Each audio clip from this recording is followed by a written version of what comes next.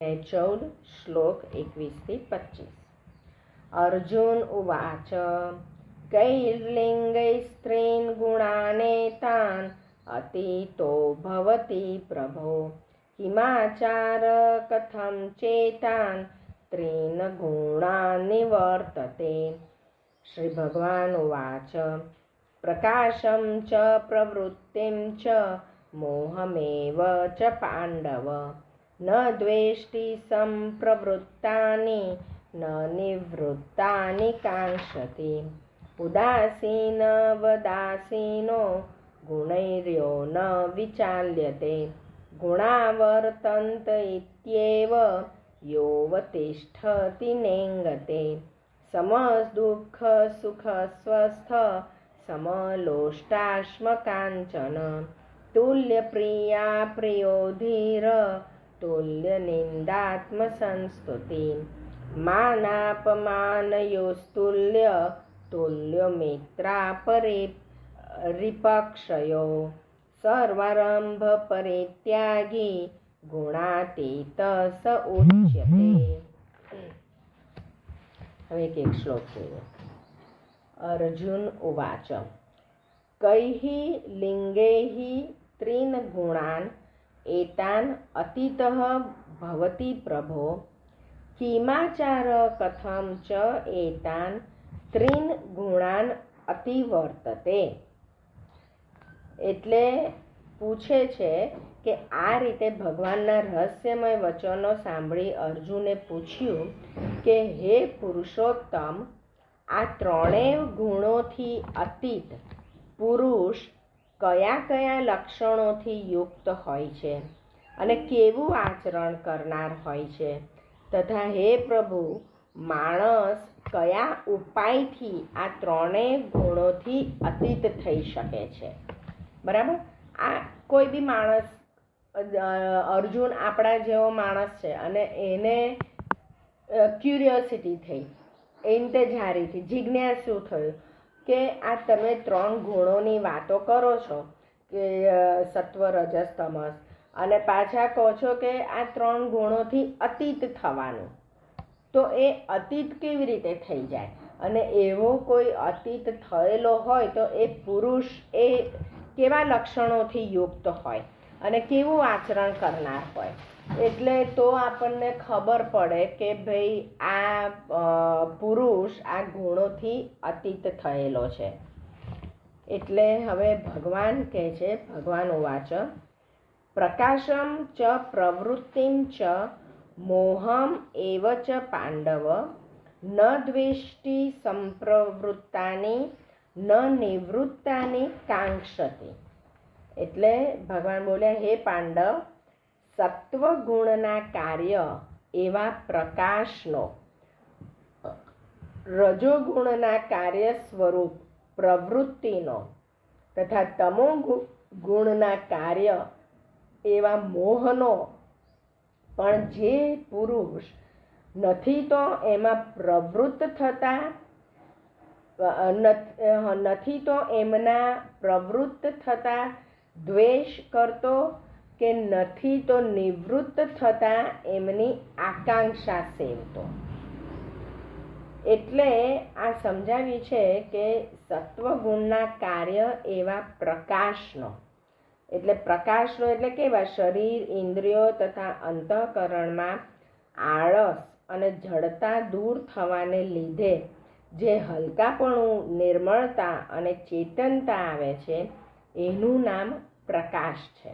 એ સત્વગુણનો ધર્મ છે। બરાબર, પછી મોહ, તમોગુણનો એવો મોહ એટલે કે નિદ્રા અને આળસ આદિની અધિકતાથી અંતઃકરણ અને ઇન્દ્રિયોમાં ચેતન શક્તિ લય પામે છે, તેને જ અહીં મોહ સમજવો જોઈએ।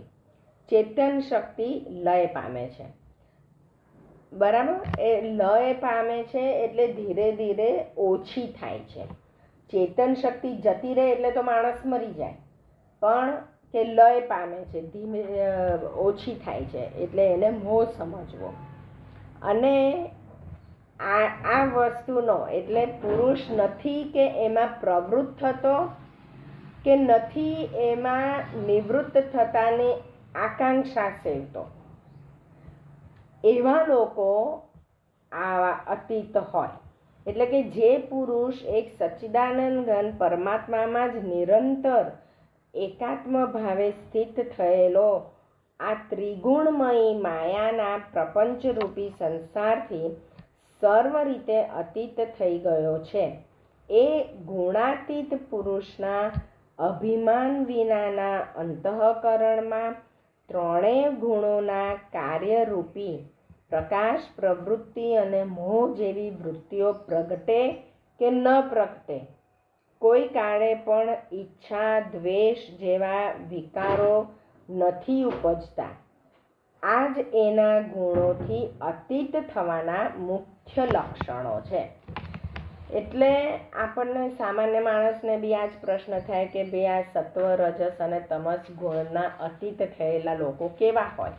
તો અહીંયા આગળ ભગવાને કીધું કે એ લોકોને કોઈ કાળે ઈચ્છા, દ્વેષ ન થાય અને એ પોતાને બી અંતઃકરણમાં પ્રકાશ થયો હોય તો પણ એનું અભિમાન ના હોય, અંતઃકરણમાં પણ એનું અભિમાન ના હોય કે એવી મોહ જેવી એવી વૃત્તિઓ ન પ્રગટે, તો સમજવું કે આ ત્રણેય ગુણોથી અતીત છે.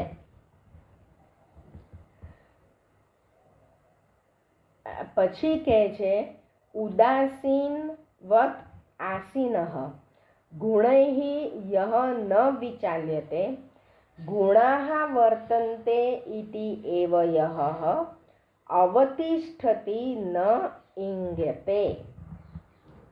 એટલે કે અને જે સાક્ષીની પેઠે સ્થિત થયેલો ગુણો વડે વિચલિત કરી શકાતો નથી તથા ગુણો જ ગુણોમાં વર્તે છે એમ સમજીને જે સચ્ચિદાનંદ ઘન પરમાત્મામાં એકાત્મ ભાવે સ્થિત રહે છે તેમજ એ સ્થિતિથી કદી વિચલિત નથી થતો.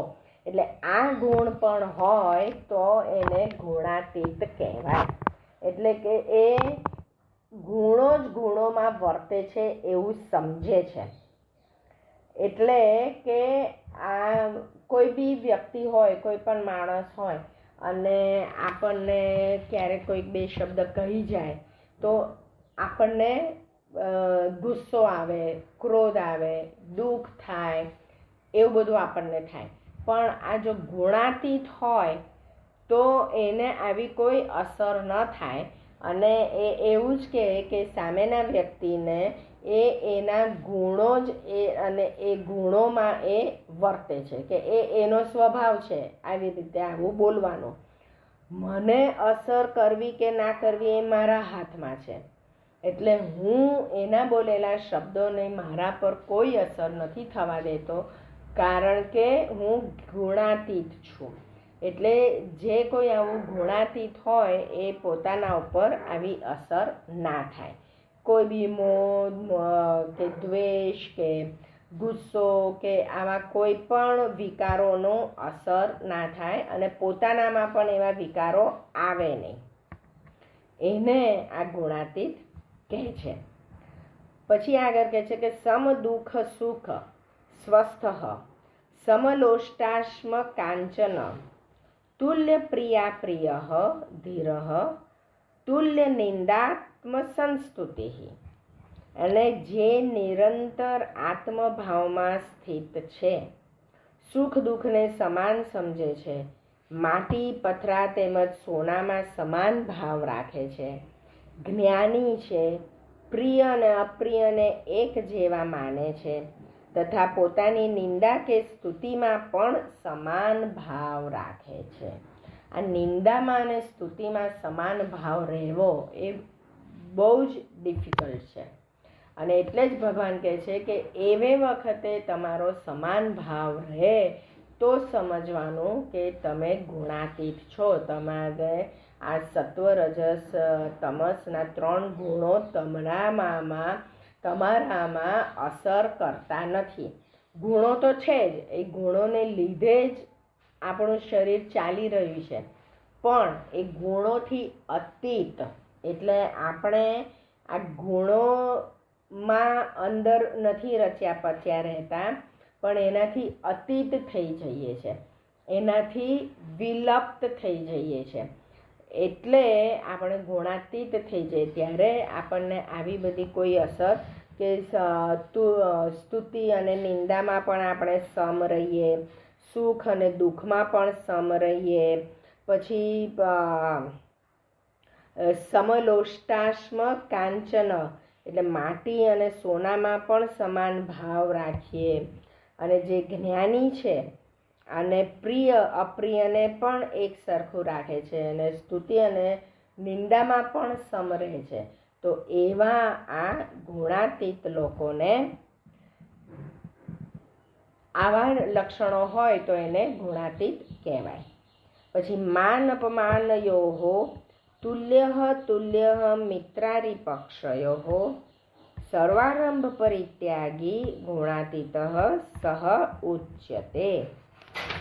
એટલે કહે છે કે અને જે માન અને અપમાનમાં સમ છે, મિત્ર અને વૈરી પક્ષમાં પણ સમ છે, તેમજ સર્વ કર્મોમાં કર્તાપણાના અભિમાન વિનાનો છે, એ પુરુષ ગુણાતીત કહેવાય છે. એટલે આ જે માન અને અપમાનમાં પણ સમ રહે, મિત્ર અને વૈરીમાં પણ સમ રહે, અને કર્તાપણાનું અભિમાન ના હોય, એ પુરુષ ગુણાતીત કહેવાય છે. આપણે બીજા 2 શ્લોક પણ લઈ જ લઈએ. મામ ચ યોऽવ્યભિચારેણ ભક્તિ યોગેન સેવતે સગુણાન સમતીત્યૈતાન બ્રહ્મ ભૂયાય કલ્પતે. બ્રહ્મણો હિ પ્રતિષ્ઠાહમ અમૃતસ્યાવ્યસ્ય ચ શાશ્વતસ્ય ચ ધર્મસ્ય સુખસ્યૈકાંતિકસ્ય ચ.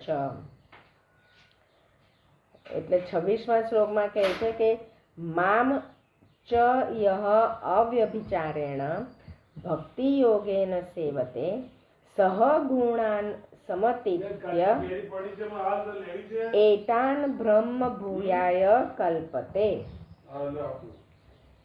એટલે કે છે અને જે પુરુષ અવ્યભિચારી ભક્તિ યોગથી મને નિરંતર ભજે છે, એ પણ આ 3 ગુણોને સમ્યક રીતે પાર કરીને સચ્ચિદાનંદ ઘન બ્રહ્મને પામવા યોગ્ય બની જાય છે. અવ્યભિચારી ભક્તિ યોગથી એટલે કેવા કે કેવળ એકમાત્ર પરમેશ્વર જ સર્વશ્રેષ્ઠ છે, એ સ્વીકારે એને અવ્યભિચારી કહેવાય. પછી કહે છે કે બ્રહ્મણઃ હિ પ્રતિષ્ઠા અહમ અમૃતસ્ય અવ્યયસ્ય ચ શાશ્વતસ્ય ચ ધર્મસ્ય સુખસ્ય એકાંતિકસ્ય ચ. એટલે કે હે અર્જુન, કેમ કે એ અવિનાશી પરબ્રહ્મનું, અમૃતનું, શાશ્વત ધર્મનું તેમજ અખંડ એક રસ આનંદનું રહેઠાણ હું છું.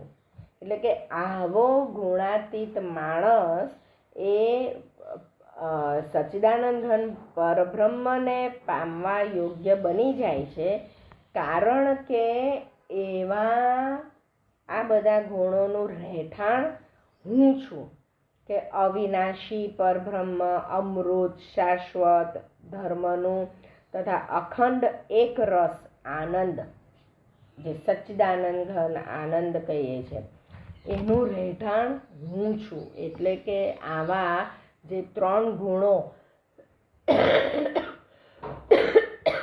બતાડ્યા કૃષ્ણએ, સત્વ રજસ તમસ, એનાથી આ બધી સૃષ્ટિ બની છે, અને એ ગુણોથી અતીત કેવી રીતે બનવાનું, અને એ અતીત બનેલા પુરુષો કેવા દેખાય, કેવું આચરણ કરે, એ બધું એમણે આ અધ્યાયમાં 14મા અધ્યાયમાં એમણે સમજાવ્યું.